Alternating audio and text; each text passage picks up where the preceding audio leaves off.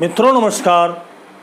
पावन ज्योतिष प्रपात यूट्यूब चैनल पर आप सबका स्वागत है। आज का शीर्षक बहुत ही उपयोगी और महत्वपूर्ण है। जी हाँ मित्रों, रत्नों के धारण के विषय में कई वीडियो हमने दिए हैं, खंड खंड दिए हैं, विभिन्न शीर्षकों पर दिए हैं।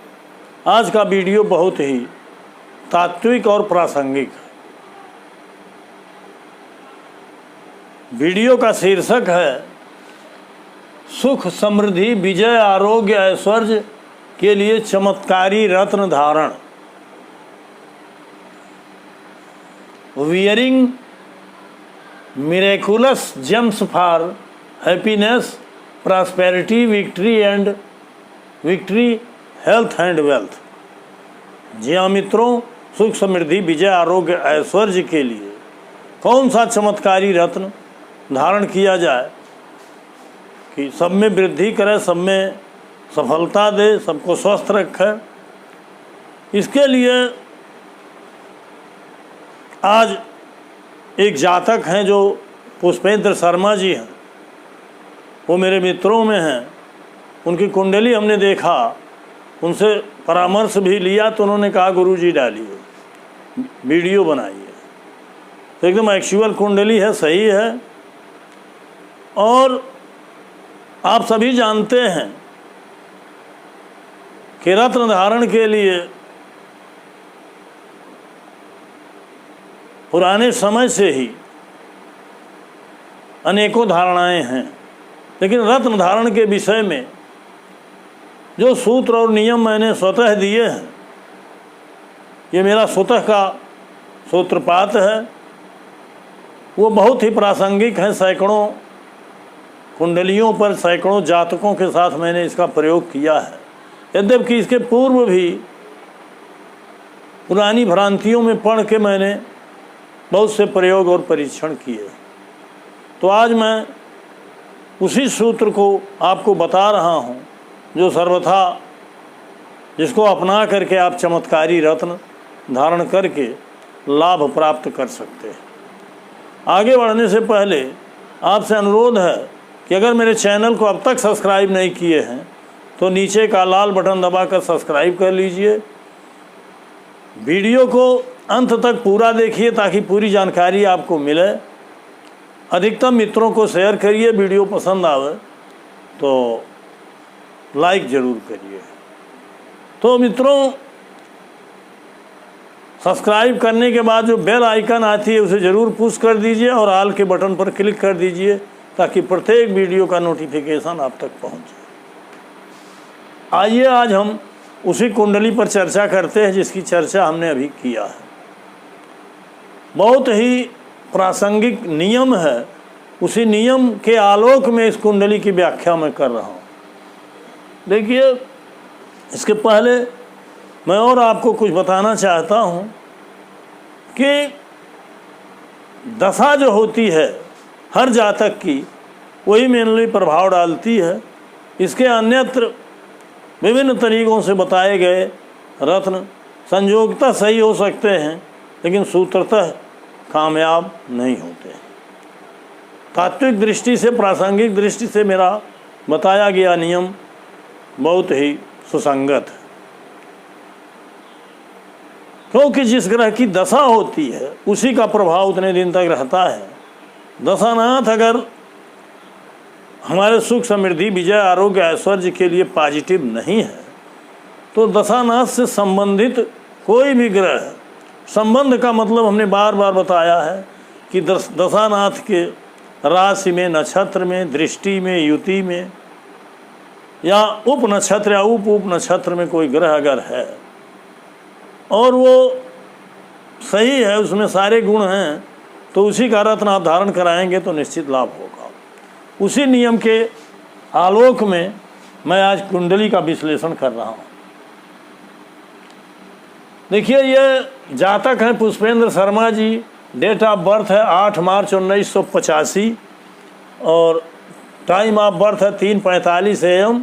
प्लेस ऑफ बर्थ है आगरा, यूपी, इंडिया। इनकी लग्न मकर है, चंद्र राशि कन्या है, उत्तरा फाल्गुनी नक्षत्र, तृतीय चरण है। राहु महादशा 18/3/2004 से 18/3/2022 तक है। तत्पश्चात 18/3/2029 तक बृहस्पति की महादशा है। आप यहाँ देखिए, मकर लग्न है, सभी ग्रह यहाँ रखे हैं। कस्प मकर लग्न चार्ट है और कस्प चार्ट है, ये नीचे बना हुआ है।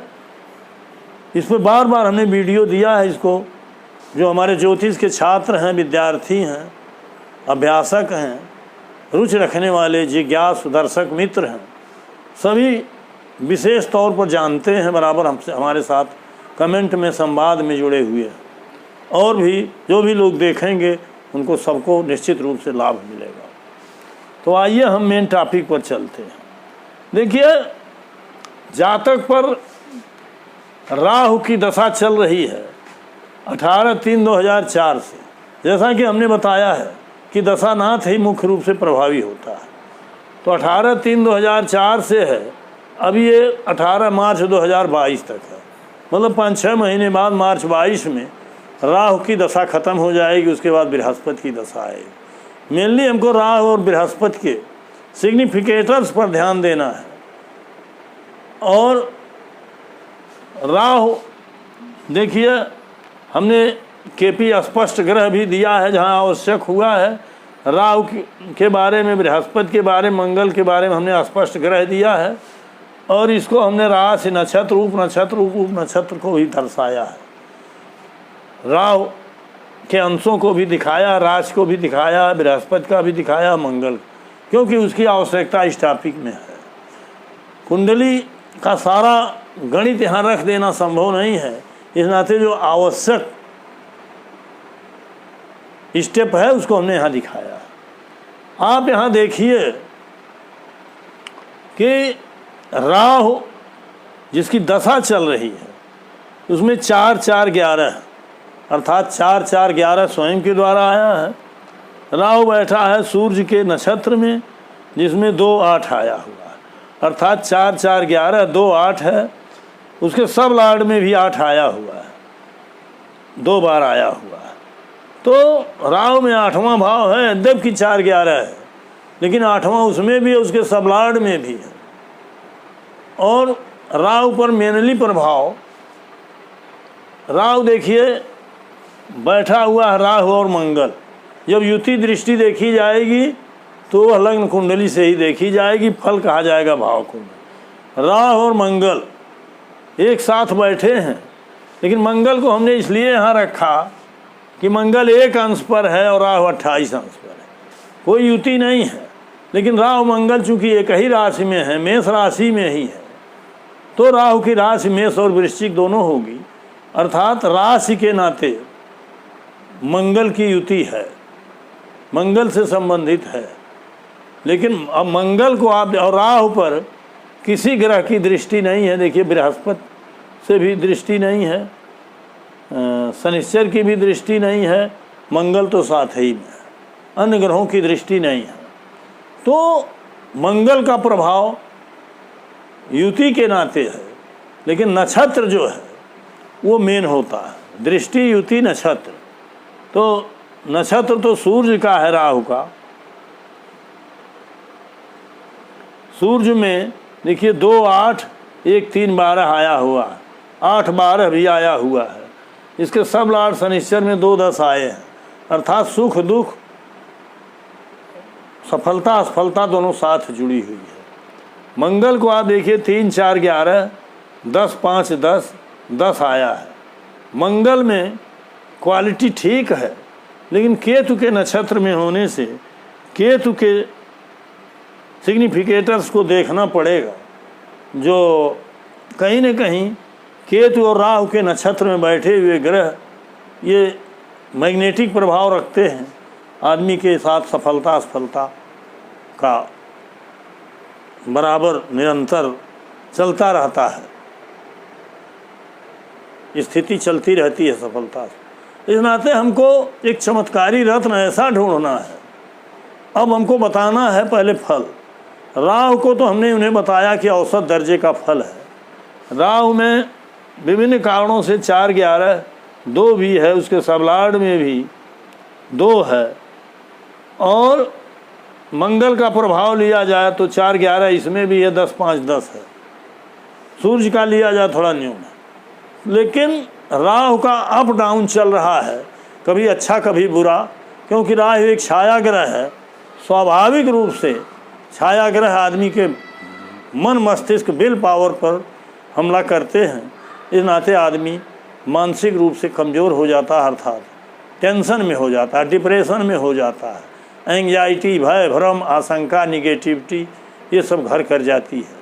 इस नाते राहु केतु के रत्न धारण से करीब करीब बचना चाहिए। जब सारे गुण उसमें दिखाई दें 100% परफेक्ट, तभी उसको धारण कराना चाहिए। रत्न धारण का उद्देश्य होना चाहिए भौतिक युग में सफलता के साथ साथ हेल्थ भी अच्छा रहे। इसी नाते हमने कहा है कि सुख, समृद्धि, विजय, ऐश्वर्य ये सब तो भौतिक सफलताएं हैं, सुख, समृद्धि, विजय, ऐश्वर्य, लेकिन आरोग्य जो है वो हेल्थ से संबंधित है और बकिया सब वेल्थ से संबंधित। तो जिस ग्रह में हेल्थ वेल्थ दोनों देने की क्षमता हो और वो दशानाथ से रिलेटेड हो, उसका रत्न धारण कराना चाहिए। मैंने बहुत सर्च किया, यद्यपि देखिए राहु सूर्य चंद्रमा से संबंधित, राहु से संबंधित कोई ग्रह नहीं है। राहु के मेष और वृश्चिक में आप देखेंगे तो मेष में राहु और मंगल हैं।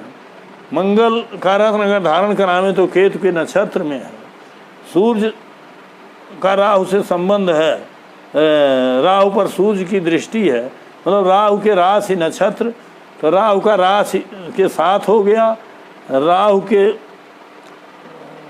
वृश्चिक में आप देखिए यहाँ मेष के बाद वृश्चिक में शनिश्चर है। शनिश्चर में 10-1-2, 10-1-2, 10-1-2 है। अब शनिश्चर जिस राशि में बैठा है मंगल का, उसको देखना पड़ेगा। तो मंगल में भी बड़े अच्छे भाव नहीं हैं, इस नाते हम शनिश्चर को पहले स्वीकार नहीं करेंगे। बहुत सर्च करने के बाद हमने शर्मा जी को कहा कि राहु चूँकि 5-6 महीना रहने वाला है, तब तक आप केवल इष्ट देव की उपासना कीजिए, सब काम आपका सफल होगा। और जब बृहस्पति का समय आवे उस समय के लिए सोचिए। राहु में कोई अच्छे रिलेटिव उसके नहीं मिल रहे हैं, राहु कोई अच्छा नहीं है। तो अब बृहस्पति का समय जो है हमें बहुत अच्छा नहीं दिखाई दिया, क्योंकि बृहस्पति में 1, 3, 12, 8, 7 सब आया है।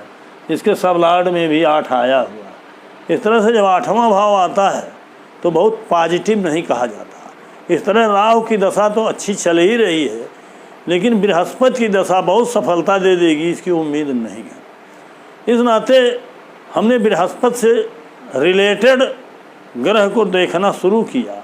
तो रिलेटेड ग्रह का मतलब बृहस्पति की राशि में कोई ग्रह हो। बृहस्पति की राशि में आप देखिए मीन राशि में बुध और शुक्र 2 ग्रह, धनु में कोई नहीं है।